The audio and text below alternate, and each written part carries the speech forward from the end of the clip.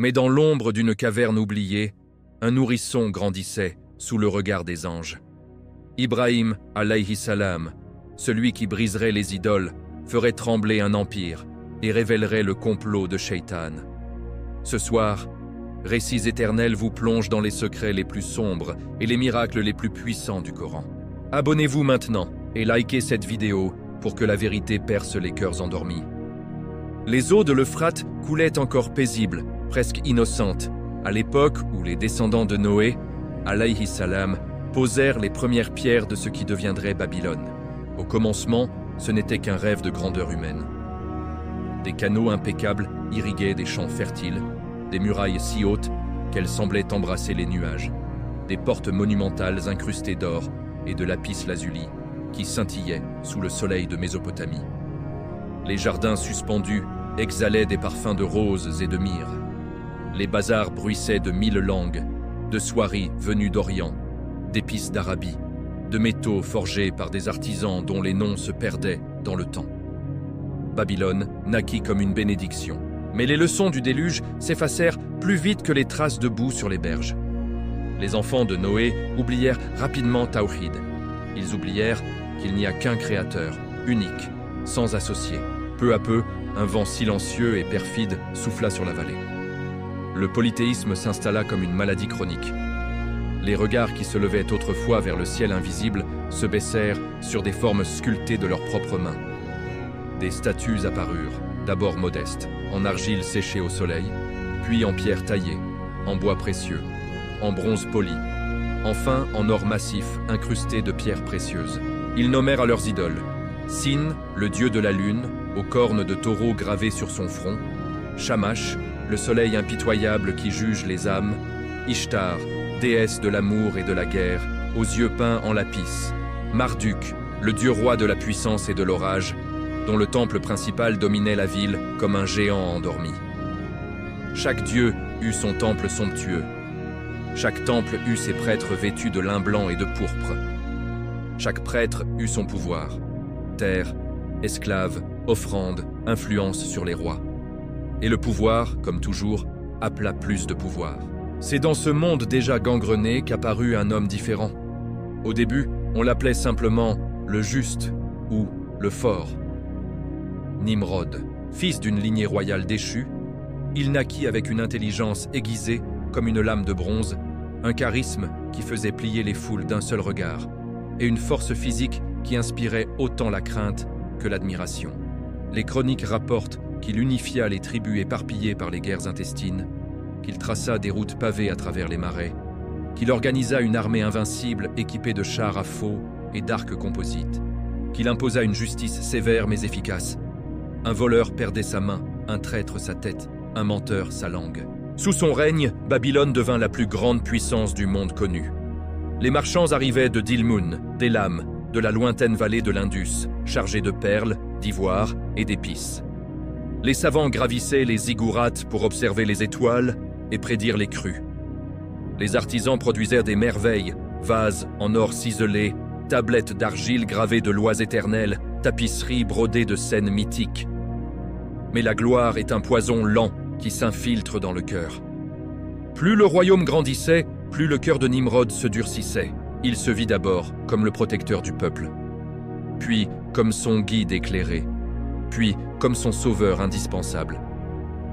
Et un soir, dans le secret de son palais, aux colonnes de cèdre et au plafond incrusté d'étoiles d'or, il prononça les mots qui allaient changer le cours de l'histoire pour toujours. « Je suis votre Dieu, adorez-moi ». Ce ne fut pas un cri de folie passagère. Ce fut une déclaration froide, calculée, presque méthodique. Il fit ériger sa propre statue dans chaque place publique. Un colosse de bronze et d'or, le visage de Nimrod aux traits impassibles, la couronne ailée sur la tête, le sceptre à la main droite, le pied posé sur un lion écrasé. Les prêtres reçurent l'ordre de sacrifier en son nom.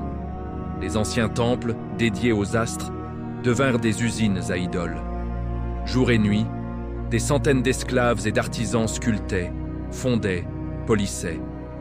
Il y avait des idoles pour la lune, pour le soleil, pour les planètes, pour les vents, pour la fertilité, pour la victoire. Mais la plus grande, la plus sacrée, représentait Nimrod lui-même. Il créa même un ministère officiel, le ministère des Temples.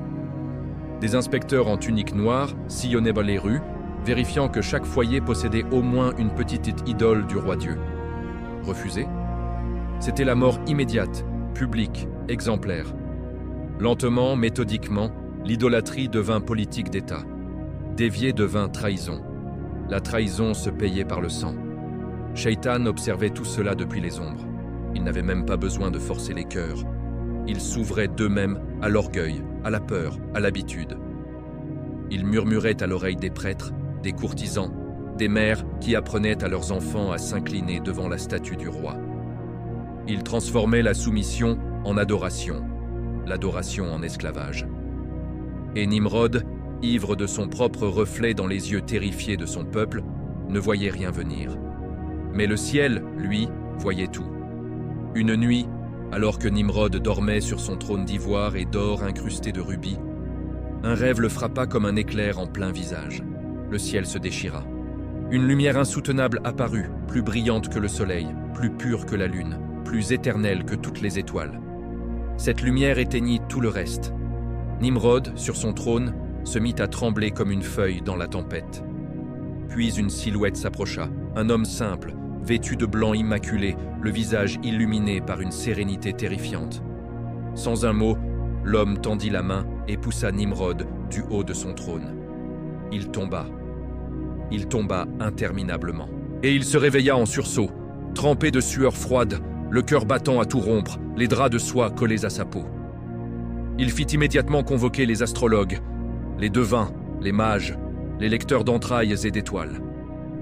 Ils se réunirent dans la salle la plus sombre du palais, éclairée seulement par des torches vacillantes dont la fumée noire montait en spirale vers le plafond. Nimrod raconta son rêve d'une voix rauque. Un silence glacial s'abattit sur l'assemblée.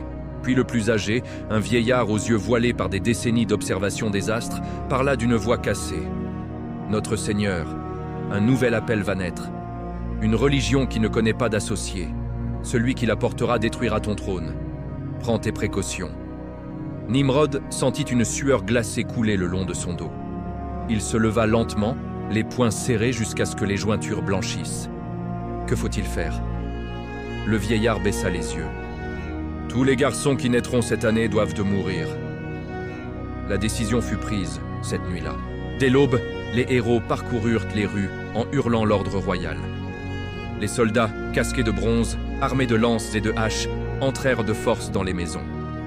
Les cris des mères montèrent vers le ciel comme une plainte déchirante. Les nouveau-nés furent arrachés des bras tremblants, leurs petites vies innocentes tranchées net. Le sang coula dans les caniveaux, se mêla aux eaux de l'Euphrate, teinta le fleuve en rouge sombre pendant des jours. On estime que 100 000 bébés furent massacrés cette année-là.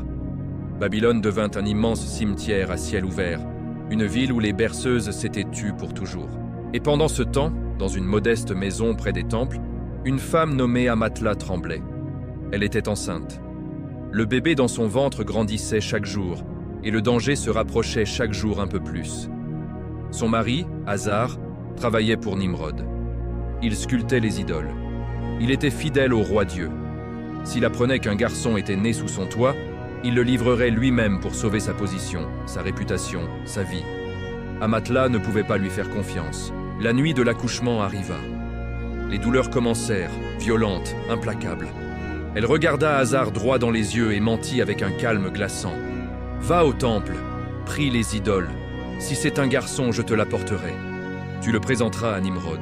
Ta place à la cour s'élèvera. » Hazar, flatté par l'idée d'une promotion, partit sans se retourner. Dès qu'il eut disparu dans la nuit, Amatla serra les dents contre la douleur, prit une vieille couverture usée, enveloppa son ventre et sortit de la ville. Pieds nus, seul, dans l'obscurité. Chaque pas était une souffrance, chaque respiration un combat. Mais elle avançait. Elle atteignit une caverne isolée, loin des regards, loin des torches des patrouilles. Là, sous la lumière pâle et froide de la lune, Ibrahim, alayhi salam, vint au monde. Il n'a pas pleuré. Il a ouvert les yeux.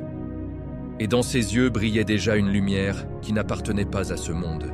Amatla le serra contre elle, le nourrit, le couvrit de la couverture usée, le cacha dans le coin le plus sombre de la caverne. Puis elle rentra chez elle en courant, le visage défait, comme si rien ne s'était passé. Quand Hazar revint, elle pleurait. Le bébé est né, mais il était faible, il est mort tout de suite. Je l'ai enterré dehors. Hazar soupira, soulagé. Non parce que son fils était vivant, mais parce qu'il évitait les ennuis avec le roi. À partir de cette nuit, la vie d'Amatla se divisa en deux mondes. Le jour, elle jouait la femme ordinaire, la veuve d'un enfant mort-né. La nuit, elle risquait sa vie pour aller allaiter son fils dans la caverne. Et là, dans le silence de la pierre, quelque chose d'extraordinaire se produisait. Chaque fois qu'Amatla ne pouvait pas venir, retenu par les gardes, par la maladie, par la peur, Ibrahim n'était pas seul. Jibril, alayhi salam, descendait sur ordre d'Allah. Il faisait jaillir du miel, du lait, du jus de dattes entre les doigts du bébé. Les anges montaient la garde autour de la caverne, invisibles mais présents, leurs ailes formant un rempart contre le mal. L'enfant grandissait vite. À 1 an, il ressemblait à un enfant de 5 ans. À 5 ans, à un garçon de 10. Son corps se renforçait, mais surtout son esprit, clair, perçant, libre de tout conditionnement. Personne ne lui avait appris à s'incliner devant une statue. Personne ne lui avait murmuré que la lune ou le soleil méritait une prière. Il était resté pur sur sa fitra originelle, cette inclination naturelle que chaque enfant porte en naissant, la reconnaissance instinctive d'un créateur unique, sans associé. Dehors, les bourreaux continuaient leur chasse, mais au fond de cette caverne, sous la protection divine, grandissait celui qui allait mettre fin à tout cela. Les roues du destin tournèrent déjà. Les années s'écoulèrent dans le silence protecteur de la caverne. La petite flamme du tawhid grandissait à l'abri des regards, protégée par des mains invisibles. Ibrahim, alayhi salam, grandissait à une vitesse que la nature humaine ordinaire ne connaît pas. À 7 ans, il avait l'apparence et la maturité d'un adolescent de 15. À 10 ans, on aurait dit un jeune homme de 20, grand, épaules larges, regard profond comme un puits sans fond. Son corps se renforçait jour après jour, mais c'était surtout son esprit qui impressionnait. Clair, perçant, libre de tout conditionnement. Personne ne lui avait jamais appris à s'incliner devant une statue. Personne ne lui avait murmuré que la lune méritait une prière, que le soleil pouvait exaucer des vœux, que le vent ou la fertilité prenait forme humaine dans du bronze ou du bois. Il était resté pur sur sa fitra originelle, cette inclination naturelle que chaque enfant porte en naissant, gravée par Allah dans l'âme avant même le premier souffle. La reconnaissance instinctive d'un créateur unique, sans associé, sans intermédiaire, sans égal. Le Coran le dit avec une clarté qui traverse les siècles et touche encore aujourd'hui. Tourne donc ton visage vers la religion en inclinant exclusivement vers Allah, selon la nature originelle, fitra, sur laquelle il a créé les gens. Pas de changement dans la création d'Allah. Voilà la religion droite, mais la plupart des gens ne savent pas. Ar-Rum 30. Ibrahim n'avait pas été modelé par la société de Babylone. Il n'avait pas respiré, dès son premier cri, l'air saturé de sang idolâtre et d'encens mensonger. Il était resté exactement ce qu'Allah avait créé, un serviteur qui cherche son Seigneur sans voile, sans idole, sans peur. Mais une caverne, aussi sacrée soit-elle, ne peut abriter éternellement celui qui est destiné à briser des chaînes. Un jour, Amatla, les traits creusés par l'angoisse, les yeux rougis par des années de nuit blanche, comprit que le moment était venu. Son fils ne pouvait plus rester caché.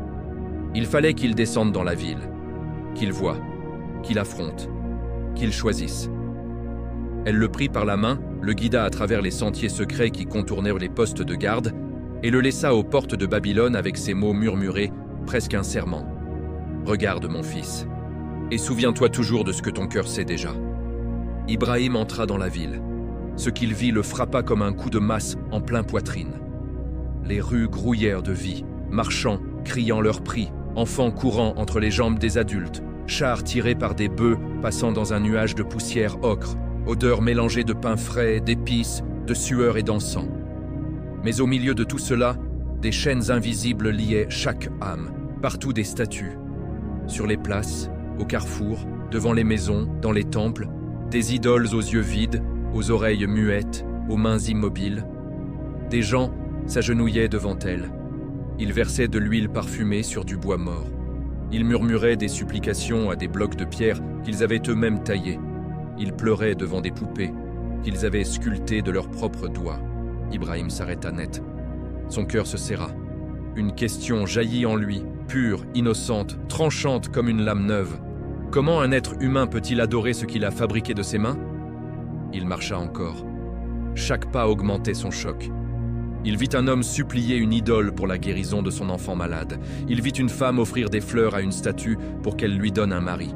Il vit des prêtres collecter des offrandes en promettant la faveur des dieux, des promesses qu'il savait vides. Et il pensa, ces dieux ne mangent pas, ils ne boivent pas, ils ne parlent pas, ils ne bougent pas. Et pourtant on les nourrit, on leur parle, on attend d'eux qu'ils bougent. Quelle folie est-ce là? Puis, comme guidé par une main invisible, il arriva devant un atelier poussiéreux. L'odeur du bois fraîchement coupé, de la colle chaude, de la peinture lourde emplissait l'air. À l'intérieur, un homme d'âge mûr taillait un gros tronc avec un ciseau. Ses mains étaient calleuses, son visage fatigué, ses épaules voûtées par des années de labeur. Cet homme s'appelait Hazar. C'était le père d'Ibrahim. Hazar leva les yeux. Il vit entrer un jeune homme au visage lumineux, aux yeux profonds, à la démarche assurée. Quelque chose remua dans son cœur. Un instinct de sang peut-être. Il ne savait pas encore que c'était son fils. Mais plus tard, quand Amatla lui avoua la vérité, il comprit pourquoi ce jeune homme lui avait semblé si familier. Hazar fut heureux. Mais pas comme un père qui retrouve un fils perdu. Il fut heureux comme un artisan qui voit arriver une paire de mains supplémentaires. « Viens, mon garçon, aide-moi. Il faut finir ces dieux avant demain. » Il prononça le mot « Dieu » avec une désinvolture habituée, comme on parle d'un outil ou d'une marchandise. Ibrahim s'approcha de l'établi. Hazar sculptait les yeux d'une idole, des yeux aveugles, puis les oreilles, des oreilles sourdes. Chaque coup de maillet faisait voler des éclats de bois qui retombaient comme de la neige sale. Ibrahim observa en silence, puis il parla, d'une voix claire qui coupa net le bruit de l'atelier. « Père, cette chose que tu sculptes, peut-elle t'entendre » Hazar s'arrêta, le maillet suspendu en l'air. « Bien sûr qu'elle entend. C'est notre Dieu. » Ibrahim désigna les oreilles fraîchement taillées. « Mais c'est toi qui as fait ces oreilles. Tu les as creusées avec tes outils. Si elle tombe, elle ne peut même pas se relever. Comment pourrait-elle t'aider » Hazar rougit de colère. Il n'avait jamais entendu pareille question dans la bouche d'un apprenti. « Tais-toi. Ne parle pas contre les dieux de Babylone. Prends ces statues et va les vendre au marché. » Ibrahim obéit, mais pas comme Hazar l'espérait. Il traîna les idoles par les pieds à travers les rues. Il les laissa tomber dans la poussière. Il les poussa jusque dans l'Euphrate. Puis, devant une foule stupéfaite, il cria aux morceaux de bois flottants. « Buvez! Vous avez soif, n'est-ce pas? Buvez donc !» Les gens retinrent leur souffle. Certains murmurèrent qu'il était devenu fou. D'autres rirent nerveusement. Mais au fond d'eux, une minuscule graine de doute venait d'être plantée. Et les graines de vérité, même minuscules, finissent toujours par fissurer les mensonges les plus solides. La nuit tomba sur Babylone. La ville s'endormit sous le poids de ses idoles. Mais Ibrahim ne dormit pas. Il s'éloigna des lumières, grimpa sur une colline isolée. Il voulait respirer un air qui ne sente pas l'encens mensonger. Il voulait être seul avec le Créateur. Le ciel était noir comme du velours infini. Puis une étoile apparut. Vénus, la plus brillante. Les Babyloniens l'adoraient, ils lui offraient des sacrifices, ils lui demandaient protection. Ibrahim la regarda longuement. Puis il murmura, comme s'il dialoguait avec elle. « Est-ce toi, mon Seigneur ?» L'étoile brillait majestueuse, mais la nuit avança. La terre tourna. L'étoile glissa vers l'horizon et disparut. Un sourire triste effleura les lèvres d'Ibrahim. « Je n'aime pas ceux qui se couchent. » Al-An'am, 76. Puis la lune se leva, pleine, argentée, imposante. Elle transforma la nuit en un jour froid. Ibrahim leva les yeux. « Est-ce toi, mon Seigneur ?» La lune traversa le ciel, mais quand l'aube approcha, sa lumière pâlit, sa forme s'amenuisa et elle disparut à son tour. « Si mon Seigneur ne me guide pas, je serai du nombre des égarés. » Al-An'am, 77. Puis l'horizon s'embrasa, le soleil surgit, dévorant les ténèbres, avalant la lune et l'étoile. Il brûla la terre de sa gloire. Ibrahim plissa les yeux. « Est-ce toi, mon Seigneur? Tu es plus grand que tout cela. » Mais le soleil monta, atteignit son zénith, puis déclina. Il s'enfonça à l'ouest, laissant une traînée rouge sang. Les ténèbres revinrent. Ibrahim se leva. Il n'y avait plus de doute. Il y avait une puissance qui fait lever et se coucher l'étoile, la lune, le soleil. Une puissance qui trace leurs orbites, qui les assujettit à une loi parfaite. Les pierres de Babylone et les luminaires du ciel étaient tous faibles, temporaires, créés. Alors il se tourna vers la ville endormie et proclama d'une voix ferme, le cœur empli de tawhid. « Ô mon peuple, je suis innocent de ce que vous associez à Allah. Je tourne mon visage exclusivement vers celui qui a créé les cieux et la terre, et je ne suis point du nombre des associateurs. » Al-An'am 79. Ces mots résonnèrent sur les murailles de Babylone, mais leur plus fort écho retentit dans la maison d'Hazar. Ibrahim rentra à l'atelier. L'odeur familière du bois et de la peinture l'enveloppa. Hazar admirait une idole fraîchement terminée, un sourire satisfait aux lèvres. Ibrahim s'assit près de lui. Cette fois, sa voix n'était plus interrogative. Elle était invitante, mais toujours tranchante. « Ô mon père, pourquoi adores-tu ce qui n'entend pas, ne voit pas et ne peut rien pour toi ?» Maryam 42. Hazar sursauta. Il essuya la poussière d'un chiffon. « Toi encore, Ibrahim, c'est la religion de nos pères, notre tradition. » Ibrahim le regarda droit dans les yeux, cherchant à soulever le voile. « Ô mon père, il m'est venu un savoir qui ne t'est pas venu. Suis-moi donc, je te guiderai sur une voie droite. » Maryam 43. Le visage d'Hazar se durcit. Un fils ne guide pas son père à Babylone, c'était la révolte. « Vas-tu m'enseigner ? Moi » cria-t-il. Ibrahim ne recula pas. Il voyait le piège de Shaitan. « Ô mon père, n'adore pas Shaitan. Shaitan est vraiment rebelle envers le tout miséricordieux. Ô mon père, je crains qu'un châtiment du tout miséricordieux ne t'atteigne et que tu ne deviennes un allié de Shaitan. » Maryam 44-45. Ce fut la goutte de trop. Hazar bondit, saisit son ciseau, le visage cramoisi. « Ô Ibrahim, vas-tu te détourner de mes divinités ? Si tu ne cesses pas, je te lapiderai certainement. Quitte-moi pour longtemps. » Maryam 46. Un silence mortel emplit l'atelier. Ibrahim regarda son père, pas avec colère, avec tristesse. La tristesse de voir une âme se précipiter dans le feu. Il se leva, calme. « Je demanderai pardon pour toi, mon Seigneur. Il m'a toujours été bienfaisant. » Maryam 47. Puis il tourna le dos et sortit. Il quitta cette maison pleine d'idoles. Il quitta ce père qui préférait la pierre à son fils. Il quitta les vivants morts de Babylone. Désormais, il était seul. Mais il avait trouvé son rab. Les mots étaient dits. Le temps de l'action approchait. Le grand festival des idoles allait bientôt commencer. Et Ibrahim, alayhi salam, avait un plan. Si ce chapitre sur la pureté de la fitra et la confrontation déchirante avec son propre père t'a touché au plus profond, abonne-toi immédiatement à Récits éternels. Et like cette vidéo pour que ces vérités continuent de briller dans les cœurs. Le chapitre suivant va encore plus loin. Le jour où les idoles ont été brisées et où Babylone a commencé à trembler. Prêt pour la suite ? Le grand festival approchait. C'était le jour le plus sacré, le plus bruyant, le plus idolâtre du calendrier babylonien. Chaque année, à la même période, lorsque la moisson était rentrée et que les étoiles semblaient alignées pour célébrer les dieux, les tribus chaldéennes, les marchands d'Élam, les nomades du désert, tous convergeaient vers une vaste plaine à l'extérieur des murailles imposantes de Babylone. Là, on installait une foire immense, des tentes multicolores, des étals chargés de bijoux, d'armes, d'esclaves, de parfums et de vins. Des brasiers géants crépitaient jour et nuit où l'on brûlait des animaux entiers en holocauste aux idoles principales. Le sang coulait en ruisseaux sur la terre sèche. Le vin coulait à flots dans des coupes d'or. Des chants rauques et des danses frénétiques montaient vers le ciel en l'honneur de Marduk, de Sin, d'Ishtar et surtout, depuis quelques années, de Nimrod lui-même, le dieu vivant. Les temples se vidaient presque complètement. Les prêtres, vêtus de leurs plus beaux atours, quittèrent leur poste pour rejoindre la fête. Les gardiens eux-mêmes abandonnèrent les portes sacrées. Les statues restaient seules, offertes à la pénombre, entourées de plateaux de fruits, de pain de viande rôtie et de bols de lait. Un banquet ridicule pour des dieux qui ne mangent pas. C'était le moment parfait.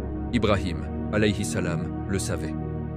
La veille du festival, Hazar entra dans la maison, le visage rougi par l'excitation et le vin déjà bu en avance. Aujourd'hui, c'est le grand jour, Ibrahim. Viens avec nous. Tout le monde sera là. Les dieux seront honorés comme jamais. Les sacrifices seront immenses. Nimrod en personne présidera la procession. Ibrahim leva les yeux vers son père. Pas de colère sur son visage, pas de peur, juste une résolution lourde, presque triste.